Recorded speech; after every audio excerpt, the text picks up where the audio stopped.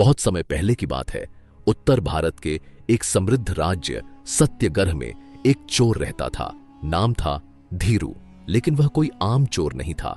वह अमीर, लालची और भ्रष्ट लोगों के घरों से ही चोरी करता, और वह भी इतनी सफाई से कि किसी को पता भी न चलता।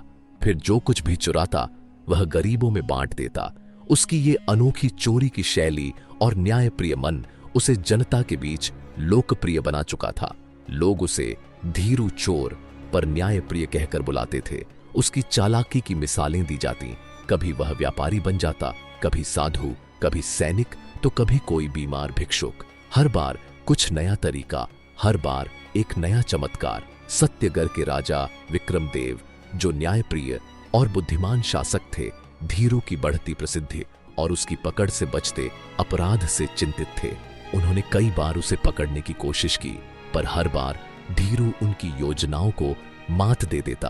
राजा सोचते, अगर इसका दिमाग हमारे राज्य के लिए काम आए तो हम सोने से भी अमूल्य संपत्ति पा सकते हैं। फिर एक दिन राजसभा में विचार विमर्श हुआ और यह निर्णय लिया गया कि धीरू को एक अंतिम अवसर दिया जाए।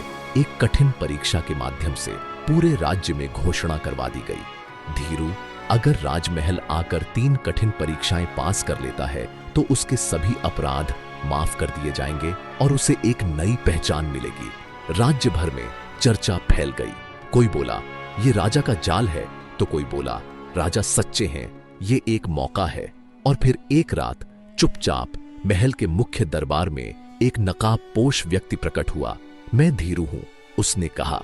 दरबार में सन्नाटा छा गया। राजा मुस्कुराए। तुम्हारा साहस काबिल ए तारीफ है। अब तुम्हें 3 परीक्षाओं से गुजरना होगा। पहली परीक्षा थी सत्य और झूठ की पहचान। 3 व्यक्तियों को सामने लाया गया और कहा गया, इनमें एक हमेशा सच बोलता है, एक हमेशा झूठ और एक कभी कभी दोनों। पहचानो कौन कौन है। पहले ने कहा, मैं हमेशा झूठ बोलता हूं। दूसरे ने कहा, मैं कभी कभी सच बोलता हूं। तीसरे ने कहा, पहला झूठा है। धीरू कुछ पल सोचता रहा और फिर बोला, पहला अगर सच बोल रहा है कि वो हमेशा झूठ बोलता है तो वह खुद विरोधाभास में है।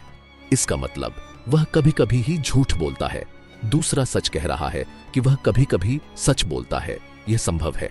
और तीसरा जो पहले को झूठा बता रहा है गलत है, वह खुद झूठा है।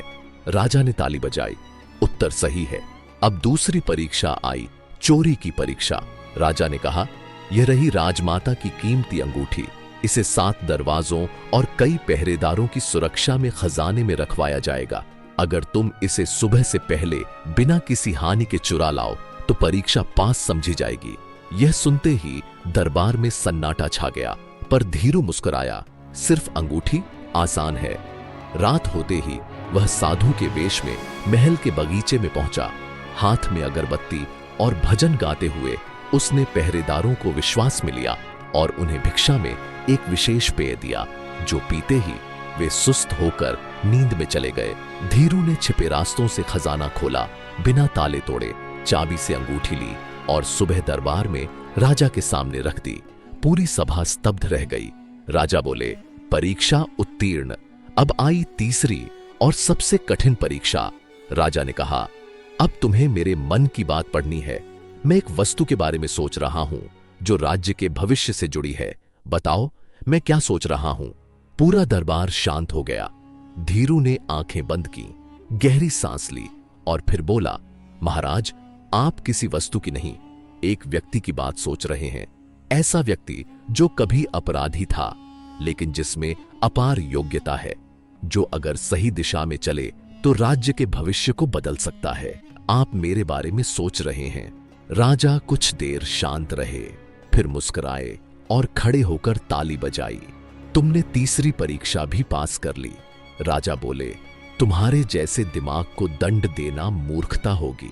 आज से तुम राज्य के गुप्त सलाहकार नियुक्त होते हो। तुम्हारा कार्य होगा राज्य की अंदरूनी समस्याओं को समझना, भ्रष्टाचार को समाप्त करना और जनता की गुप्त भलाई के उपाय खोजना। धीरू ने हाथ जोड़कर कहा, महाराज आपने मुझे आज एक नया जीवन दिया है। मैं इस जीवन को राज्य की सेवा में अर्पित करता हूं। और इस तरह एक चोर से शुरू हुआ सफर राज्य के सबसे बुद्धिमान सलाहकार तक पहुंच गया।